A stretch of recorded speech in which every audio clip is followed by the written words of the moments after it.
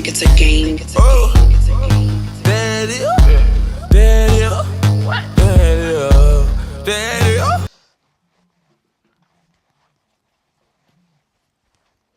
Walked in, 30,000 in my pocket, had them getting go just like, ooh. $50,000 on your bill, want me, gotta screaming like, ooh.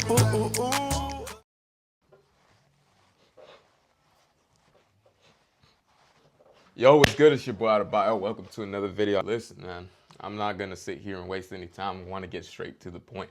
I have lived a decent amount of life. I've done a lot of stupid things. I've done a lot of smart things. I made a lot of progress. I was once ugly and now I'm handsome as I have learned quite a bit about what it takes to go from somebody who very much hates their existence, whether they admit it or not, somebody who indulges in a bunch of bad habits. And this isn't the stereotypical story, right? Now, listen, as guys, we all have a similar path. We start off worth nothing, hating ourselves, doing dumb stuff. But some of us start off in a better position, but we all start typically from a bottom to top sort of trajectory. Now, in my life, I started off doing a bunch of things that were very, very, very, very what you would call fun, at the very least for the perspective of a kid, whatever you think is fun. I had some friends outdoors at the time. I grew up in Nigeria. When I came to the US, that's when things started to take a bit of a sharp decline, not only for the physical side of my life, but the social and the mental tolls that took on me as well. When I was in Nigeria, I was more active. I had a decent amount of friends. I had family around me.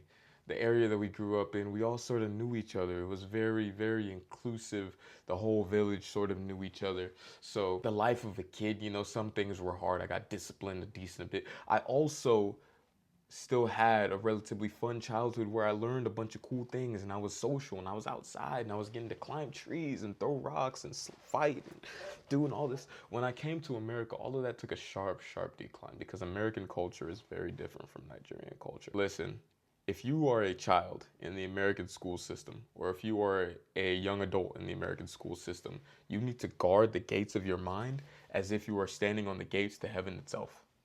You need to watch what you let go in one ear and stay between both. A lot of the stuff that goes in needs to come right out. You know how people have that expression, goes in one ear and out the other? Well, that's not a bad thing. People try to make it seem like it's a bad thing, like, oh, you don't listen. A lot of things you don't need to listen to. My mental health went from somewhat, at least, reasonable to downright disgusting. I used to be a straight A student. I used to be an absolute academic whiz. I didn't study for anything, and yet I would still show up the next day on a test knowing what's good. Other people would copy off of me, this and that, whoop-de-woo, and I was relatively happy. I didn't care so much about a lot of the things that I grew to force myself to think I cared about. I didn't care about clothes. I didn't care about shoes. I didn't care about, I didn't care about all this crap that most of us as kids couldn't even afford. It's usually like the kids whose parents are buying them this stuff. They're the ones that act like this. There's nobody on this planet who knows what's better for you than you will know for yourself. Maybe your parents, right? But depending on who you are and depending on how your parents grew up, they might just feed into you what they think is good for you. But once you reach an age of sentience and consciousness and the ability to self-reflect and honestly take a gander out on the pathway that will be your life and figure out, hey, what do I really want? You realize that a lot of the stuff that's been force-fed in there is garbage. And you don't really care for it. It doesn't matter to you.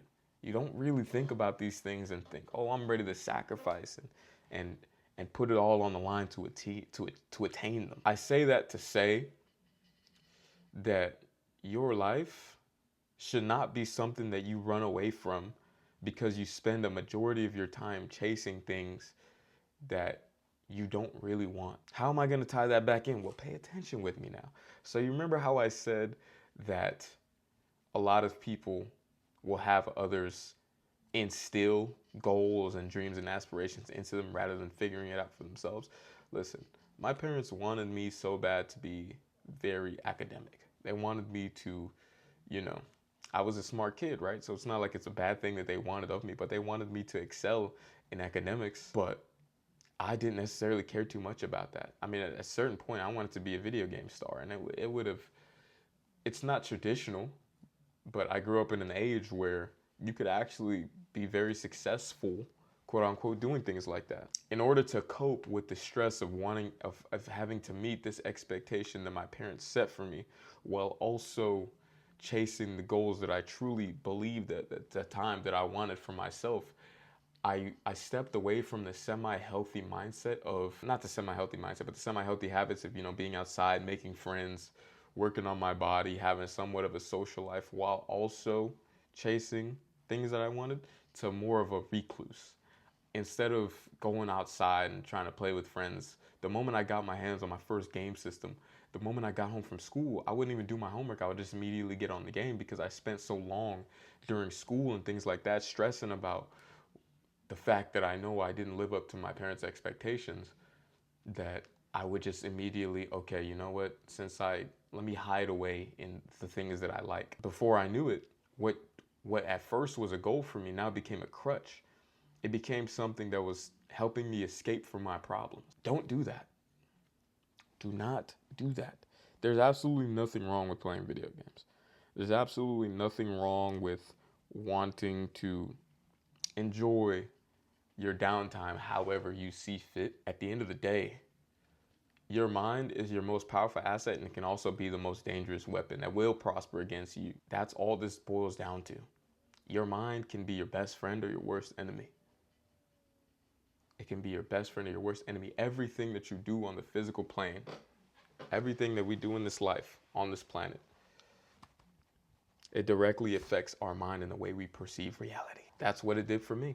When I became a recluse and I lost touch with, being social, and especially having to deal with these American kids and the way all they do is talk stuff, talk mess, which I grew to do. And I think it's actually kind of fun now, but the majority of kids aren't like that. They'll just talk shit about you to make fun of you so you can be the laughing stock of their joke, so that they can get the girls and the girls can laugh at their jokes so the girls can like them. But you just have to suffer for it. And yes, I am projecting. This is my channel. This is my experience. A lot of the reason that we chase certain goals, and a lot of the reason why we fail when chasing these goals, is because we haven't rewired the circuitry that constitutes our brain. We haven't rewired the mindsets or the habits or the beliefs that we carry into adulthood from the trauma that we accrue as children. So when we start to chase these big things, or when we start to want to dream bigger, we completely forget that throughout our adolescence and through our young adult life, we were ridiculed every time for dreaming bigger. We were told that we were always wrong.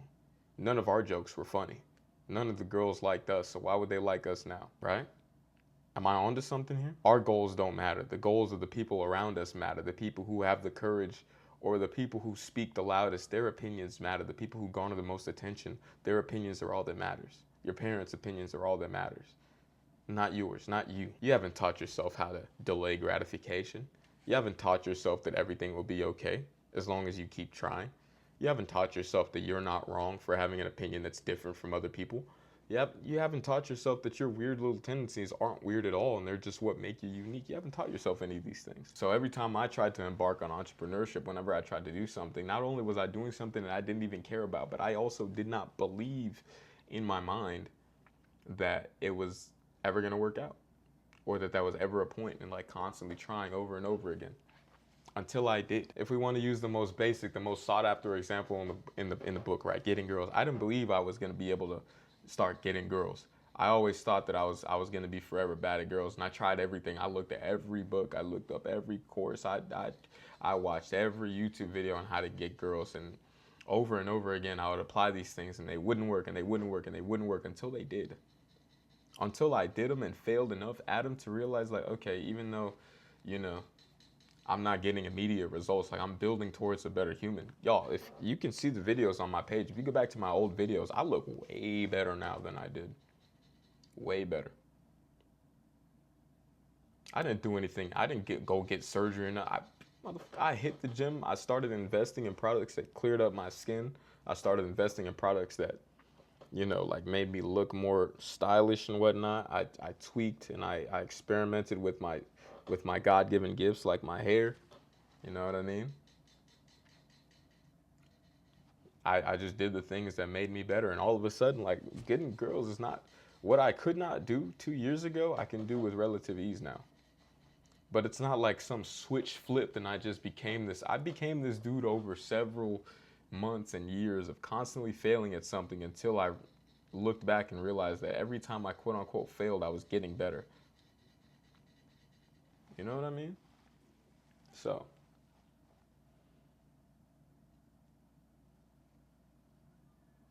yeah. Yeah, this self-improvement thing is, it's it's it's not easy, but it's worth it. It doesn't always feel good, but it always feels great. It will always end up feeling great. You know what I'm saying? I'm just kind of yapping this video, getting some out. I really wanted to share that with you because I just finished journaling a whole page. Before I end this video, I want to leave you off with something important. Your emotions, even though we're men, your emotions are not unimportant. The way you feel is not unimportant. Your thoughts, your anxiety, your fear, the nervous tendencies you have before you go on the date with that cute girl, the feeling of imminent doom that comes with knowing you're about to hop on a sales call with somebody who makes way more money than you and is like super important and like you think you're not. Like those things are not unimportant. It's completely okay to look at something and be like, hey, I'm scared. What's not okay is to let that be the reason that you either don't attempt the thing or why you give up attempting the thing. After you fail once or twice or 3 times or 4 times. That's not enough. That's not enough. I am by no means a legend. I am by no means a guru, but the only thing that differentiates me from the people who want to be like me, and I know that sounds arrogant, but shut up. I live a good life. It's going to get better, but I live a good life right now, and I know there are people on the other side of the planet with 1 leg missing and 1 ear half bitten off. Shout out Mike Tyson, that would kill to be in my position. And one of the only 2 things that could either separate me from them is 1, time, and 2, I've just failed more, which it just dials back to time anyway. So yeah, I hope this video helped in some way, shape, or form. I'm gunning more for consistency now. I know I've been gone. I know I've come back here and there and said this and that, whatever. Yeah, I've got a little bit of a different mindset now. Towards this. So we're just come along for the ride. Or if you don't, hey, I completely understand. I'm not going to force anybody or try to force anybody to rock with me. But if you want to rock with me and you want more self-improvement content or you want more authentic, honest content just from a guy who's lived a little bit of life to you, stay tuned, my brother. Like, comment what you think about the video. Honest comments. Don't tell me like, hey, bro, great video. Don't say none of that shit. I don't care for that. Honestly, like, comment what you're thinking, or if there's something that you want help with or you're thinking about that you need some help with, comment it down below. Subscribe to the channel if you want to tune in, follow along. Be the change you wish to inspire, my boy. I believe in you, even when you don't believe in yourself, so that eventually you'll start believing in yourself.